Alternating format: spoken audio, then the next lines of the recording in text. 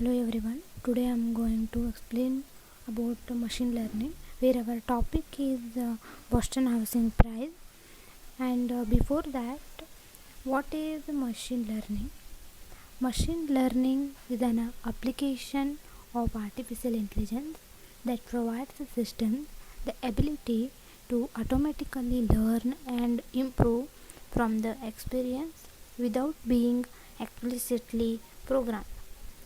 Machine learning mainly focus on the development of a computer logical programs that can access any data and use it learn for themselves.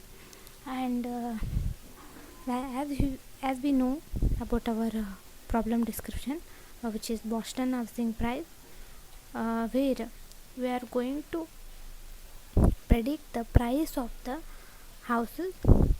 um, Before that, we will open Anaconda Navigator, and where we launch the Jupyter notebook.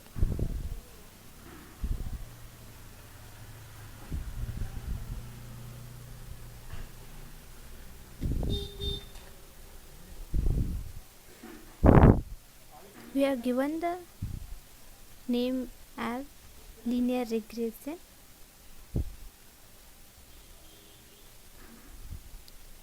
So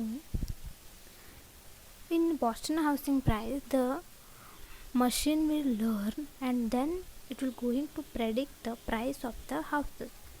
So the Boston housing dataset consists of price of houses in various places in Boston. Alongside with the price, the dataset also provide information such as the crime areas of non-retail business in the town, the age of people who own the house, and there are many other attributes that are available here.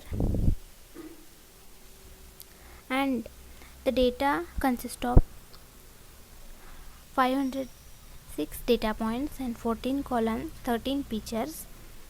Using these features only, the machine will going to predict the price of the houses. So the one target is there, that is price. And strategies for price prediction are: first, find the attribute with maximum correlation to price, split data into training and testing. And third one, choose linear regression model. And next, train a model and arrive at M and C, where M is the weight and C is the bias. Predict prices from the testing data, which is the last step. And the data is already there in a SK library, but before that, first we will import some important libraries which are commonly used in machine learning. And those are: first we will import numpy as a NP, which is used to handle multi-dimensional arrays. And next we will import pandas as a PD, which is an open source BSD licensed library providing a high performance.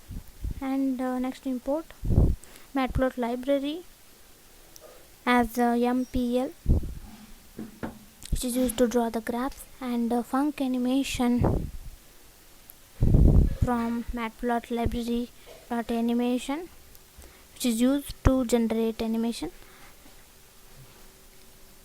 And sklearn library provides many machine learning algorithms. These load Boston, mean square error, train test split, minimax scalar. These all we will import from the sklearn. So finally, next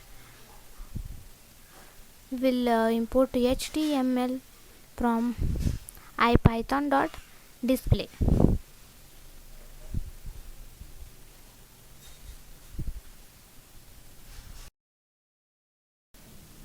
Our next step is to find the data set. For that we will open the Anaconda navigator, and there we will launch Jupyter notebook, and our file linear regression will go there, and here we have the code. Load the data set.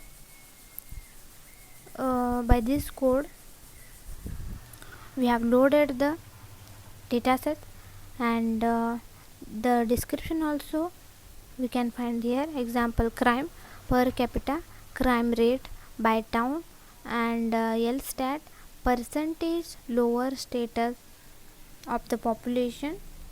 So likewise the other descriptions of the features also we will find here. And our next step is put the data into pandas data frame. So for that we have the code features equal to pd dot data frame of boston dot data comma columns equal to boston dot feature names. By writing feature we will get the output, that is the data of the features.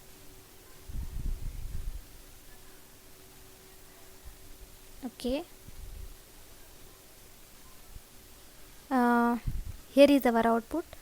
We can observe the feature names are here and their data are also below. So we know that there are 506 data sets are there, so we can observe here. And our target is 1, that is price. So for that our next step is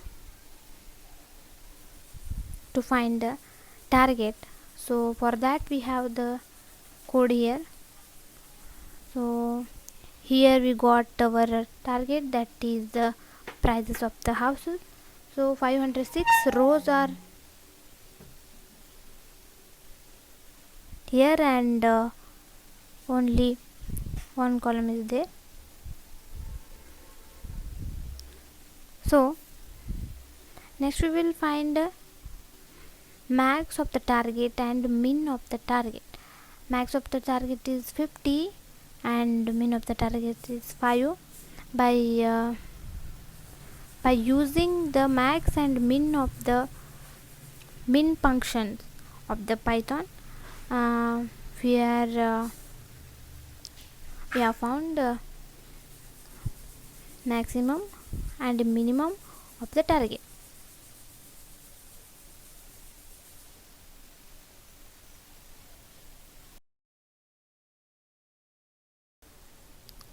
And now we will see our next step, so that first we will go to Anaconda navigator, where we will launch Jupyter notebook.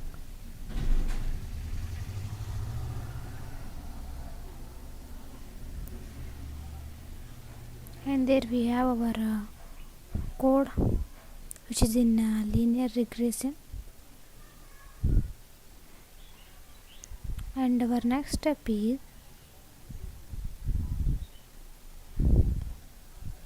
concatenate features and target into a single data frame. So by this code we have created the data frame object by concatenating feature variable and target variable. Here we can see, here these all are our features, and here is our target.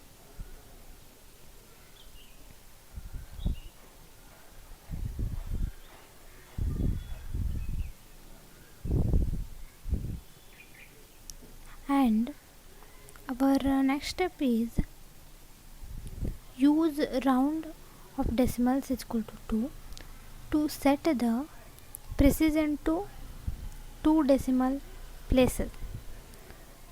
So from this code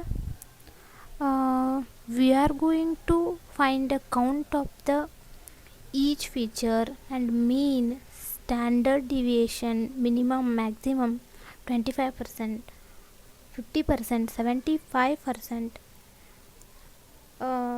That is percentile. Means percentile is a measure used in statistics indicating the value below which a given percentage observations in a graph of observations false. So from this code here we got the output. Here we have our different types of features, and here is our target, and here each feature consists of 506 samples. Here we can see, and here we can find count, mean, standard deviation up to maximum of the each features, and target also.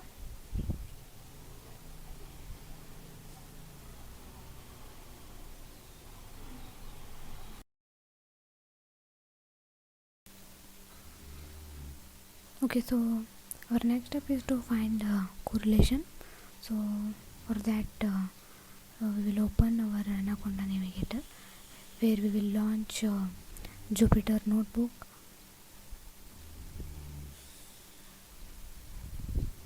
where we have our code which is named as linear regression, where what to do is calculate correlation between every column on the data. Before that, what is correlation? Correlation is a statistical technique that can show whether and how strongly pairs of variables are related. Where we have some types. Those are positive correlation and negative correlation. In positive correlation, when the values in the x are increased, then the values in the y are also increased. In negative correlation, when the values in the x are increased, then the values in the y are decreased. So in our code, we need to find the correlation between each feature and the target. So here we have the code. So take absolute values of the correlation. So ABS, this is the function to take the absolute values of correlation. So make a list of pairs. Here we have made the list of pairs which contains the CORR and the list of pictures. So and next we are sorting in terms of descending order. We are sorting in descending order. So for that we have this code, and again to unzip pairs to two lists, what to do is we need zip of star l, this function.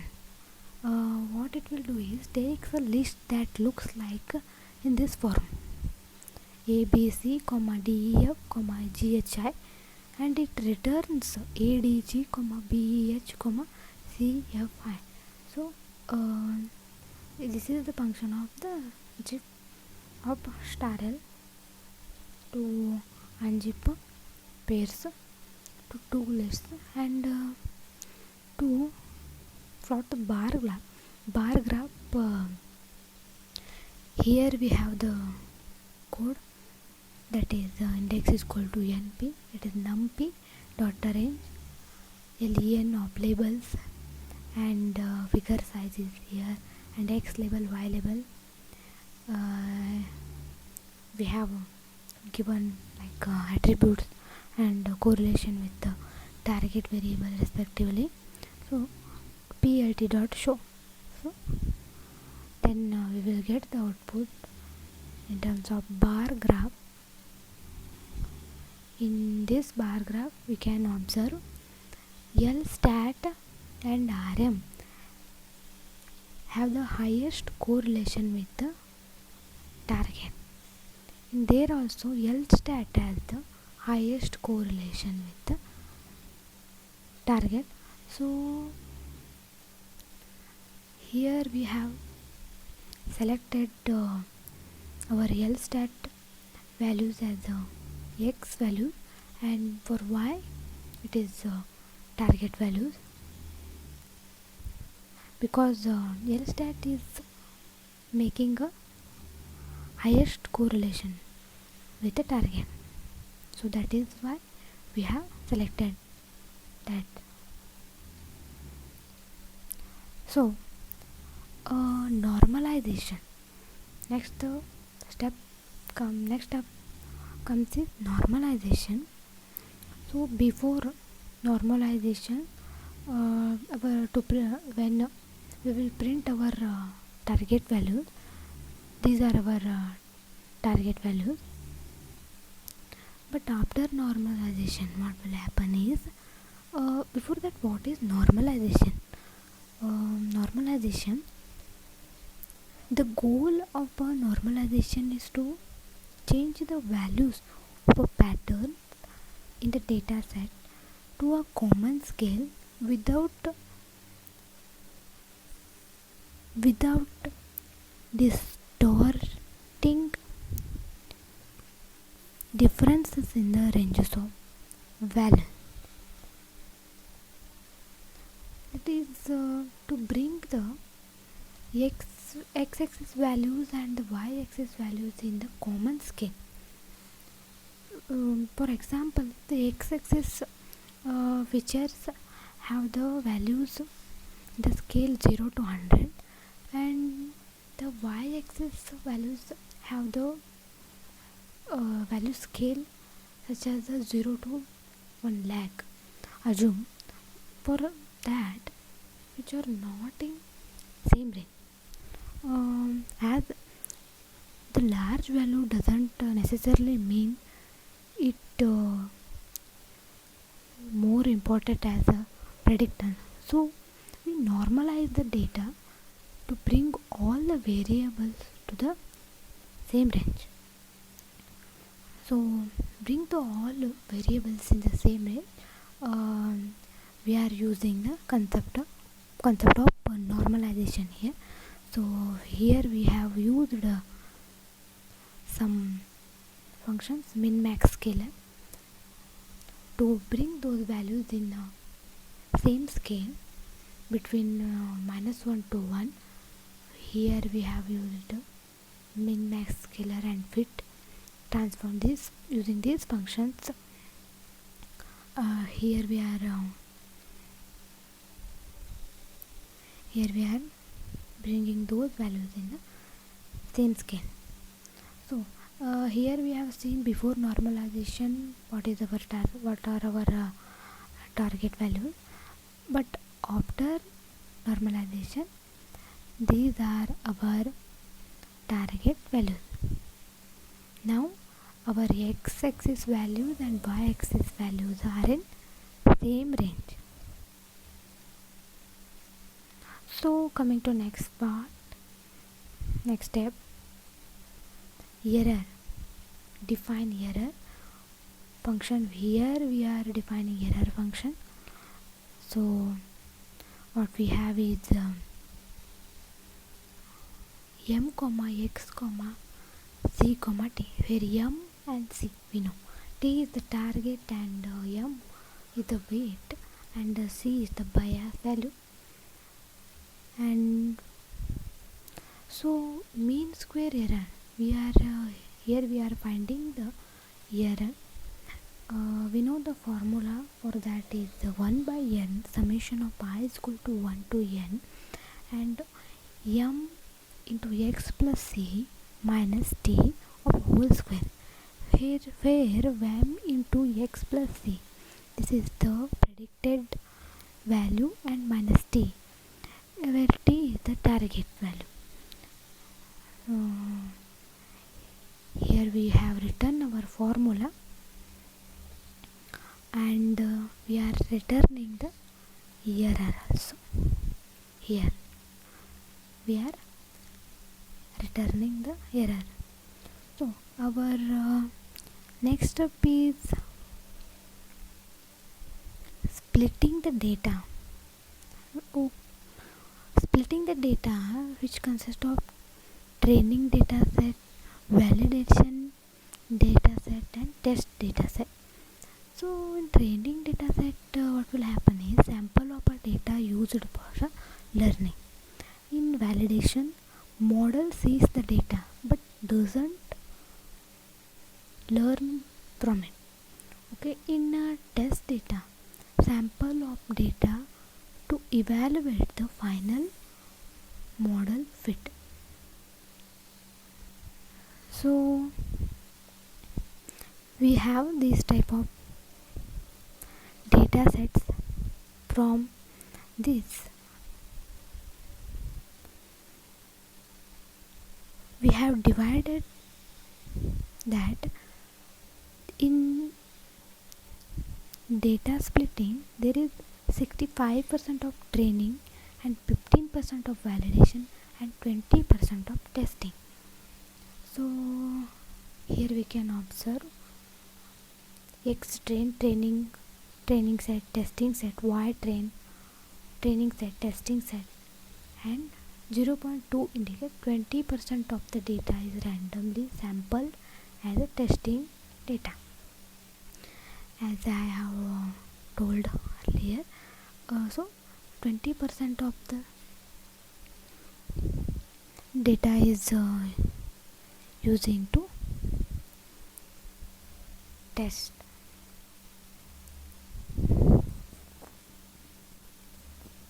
So our next step is, here we have defined update function, which consists of again weight, bias, target, and learning rate. About learning rate, if the learning rate is low, it requires many iterative steps to accurate. If the learning rate is high, then it might lead to divergence. Here we have defined our update function. So this is the gradient of M, gradient of C, formula for weight, gradient of M, that is weight, and gradient of C is nothing but bias. Here we have the formulas for that, and here we are updating our weights and bias and returning M and C also. So next step is define. Here we have defined gradient descent. So gradient descent algorithm is used to minimize the cost function. Cost function is to be minimized in the machine learning problem. So gradient descent in linear regression. But this is start with the means what we need to do. Start with an initial assumption for M and C, as we have done here, and calculate the cost function and calculate the gradient of the current position and determine direction to move, update M and C based on the learning rate. These are the some points where belongs these are some points belongs to gradient descent algorithm. So here we have the list of error values and list of MC values for I in range iterations. Here we have defined error function. If E is error less than error threshold, then print error less than the threshold, stopping gradient descent. So if our error is less than error threshold, then stop the training the model and update the weight, bias and learning rate. Okay, so if our error value is less than error threshold, then it will print like this and break, then it will update weight, bias and learning rate.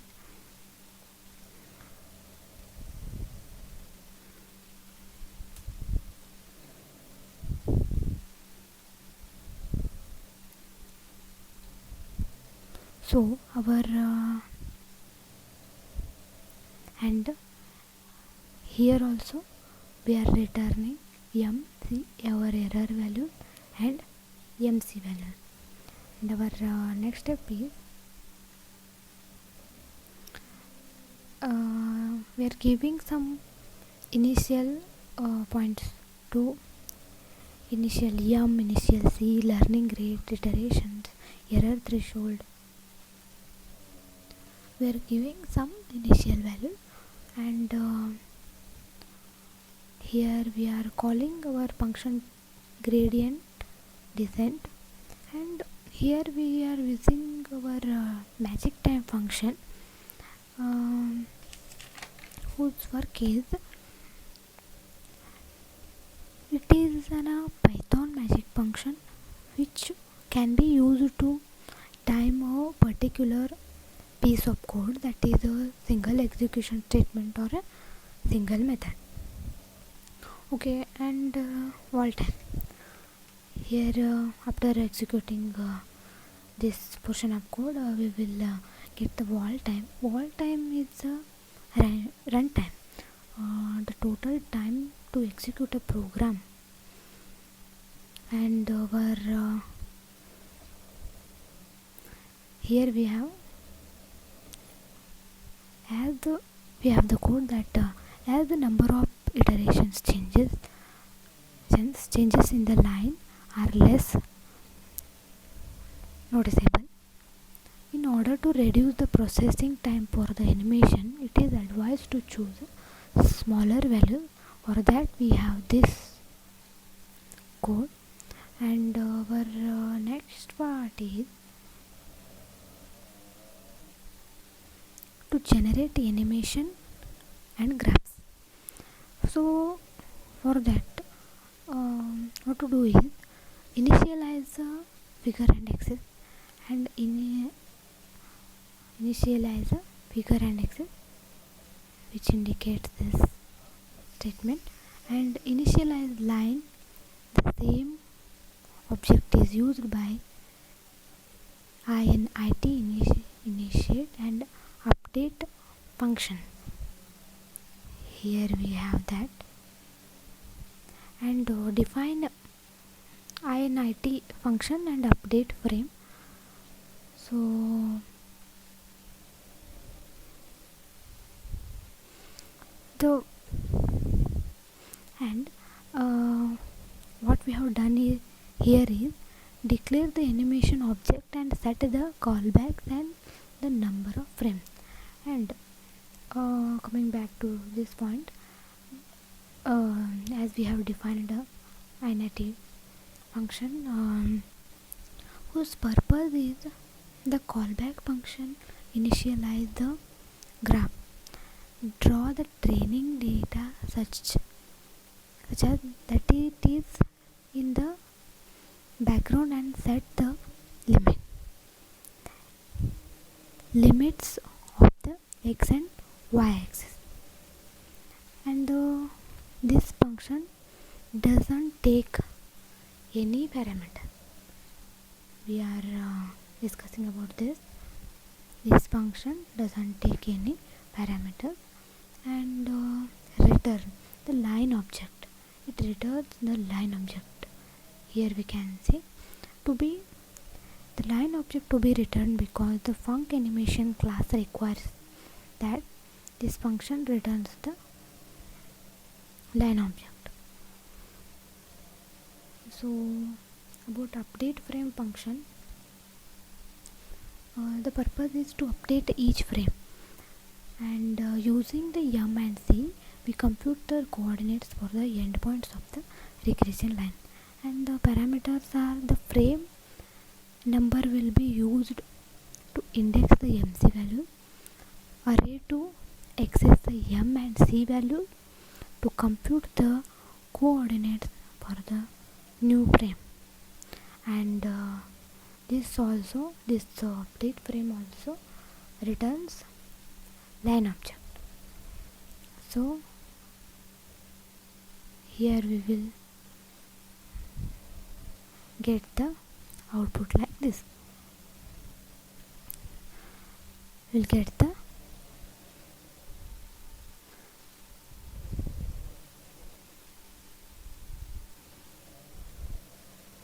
graph like this.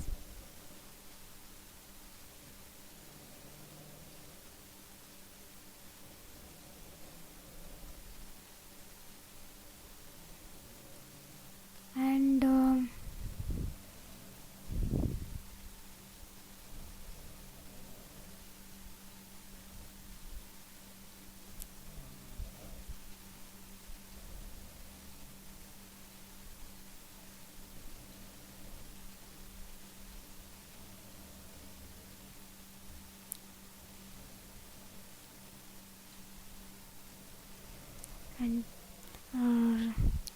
still there are some steps to predict the price of the house.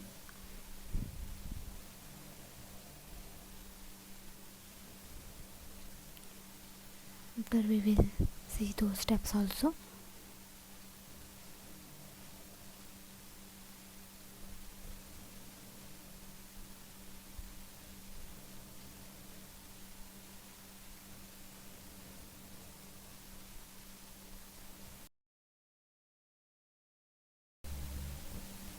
So our next step is to plot the graph.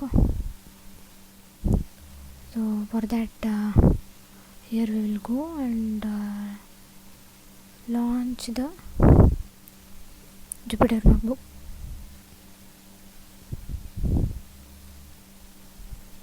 We have the code linear regression.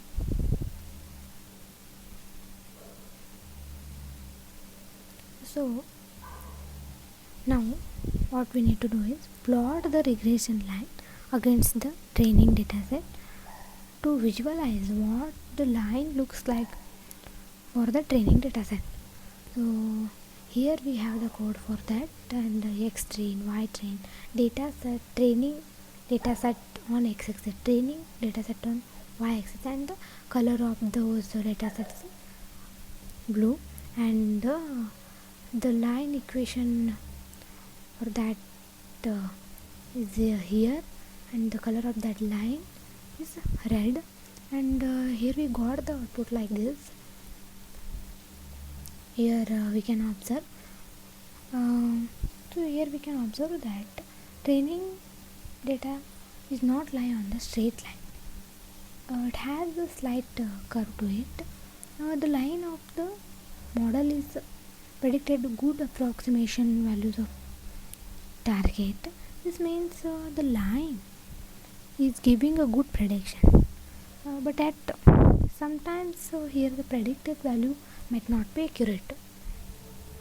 So for that what we need to do is we need to plot the error value.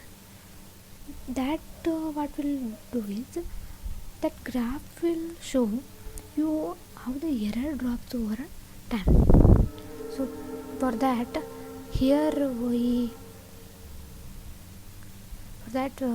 we have the code, and we have given y label as the error and x label as iterations. So here we can observe that error value decreases with iteration, and it shows that even the number of iterations are more, it will not cause any reduction in the error value. So our next step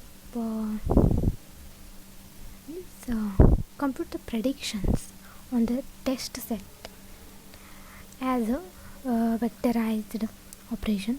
So till now what we have done is we have worked on training data sets. So now we need to work on testing data set.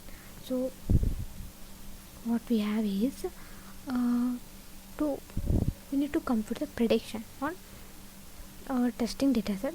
Here we have the code for that, and next is compute the mean square error (MSE) for the predicted values. Here we have predicted values. We have computed the predicted values, and MSE mean square error for that predicted values is here. This mean square error, and the graphs what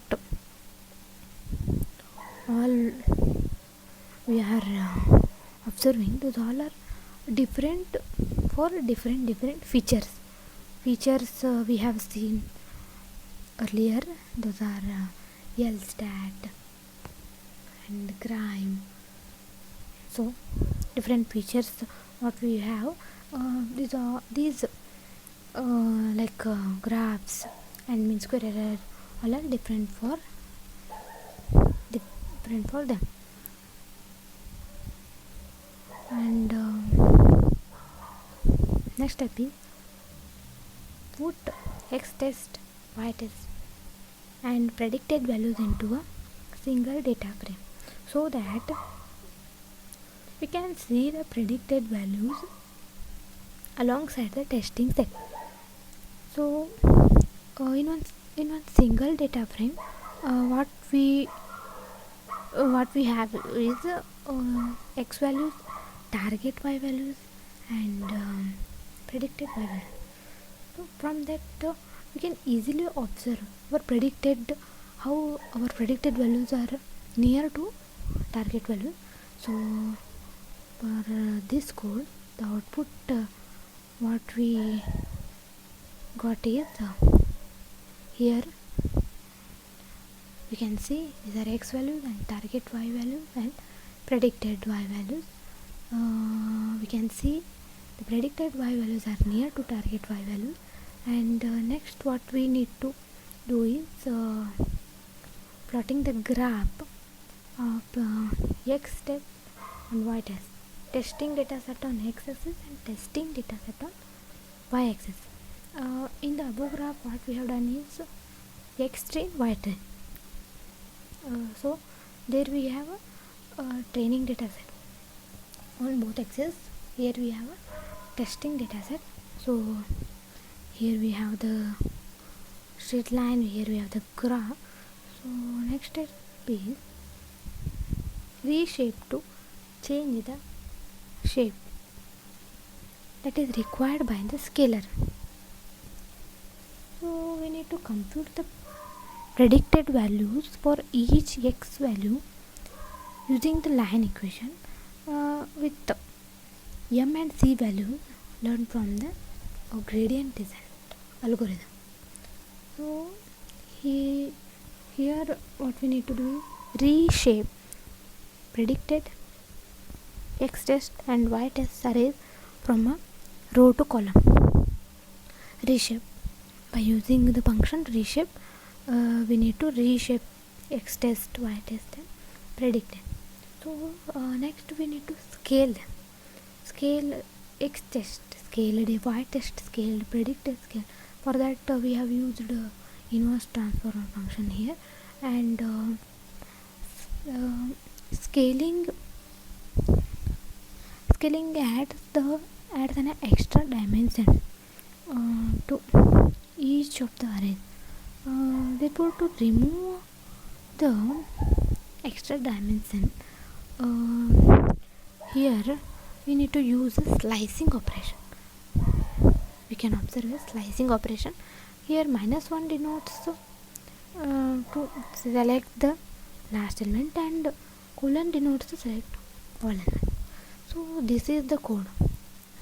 Here what we have is our final aim is to predict the price of the house.